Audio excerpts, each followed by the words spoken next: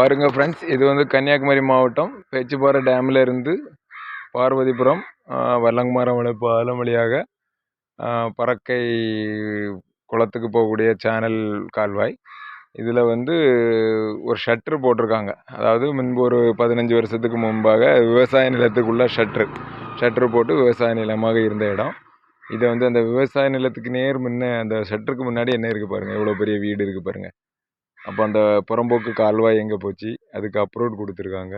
இப்போ உள்ள government approve கொடுத்துருக்காங்க, அதை பார்த்துக்கோங்க. வல்லங்குமாரம் வளைக்கு இடத்துல கீழே சிறக்கலவலை ரஹ்மத் கார்டன், இதை நீங்கள் பார்த்துக்கோங்க.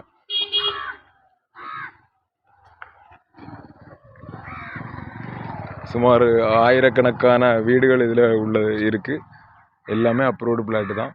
அந்த ஷட்ரு எதுக்காக போட்டிருக்காங்க, அந்த ஷட்ரு முன்னாடி விவசாய நிலத்துக்கு நெல் பயிர், எனக்கு விவரம் தெரிஞ்ச காலங்கள்லாம் இங்கே நெற்பயிர்கள் தான். அந்த ஷட்ரு வழியாக விவசாயம் பார்த்த இடத்துல இப்போ அந்த ஷட்டரை க்ளோஸ் பண்ணி அதுக்கு நேர் ஒரு பெரிய வீடு இருக்குது பாருங்கள், நேர் ஆப்போசிட். அப்போ அந்த புறம்போக்கு கால்வாய் எங்கே போச்சு, அதுக்கெல்லாம் எப்படி அந்த வீட்டு நடுவோடைய புறம்போக்கு கால்வாய் போச்சு, இதெல்லாம் மக்கள் சிந்திக்கணும். சிந்தித்து விவசாயத்தை பாதுகாப்போம்.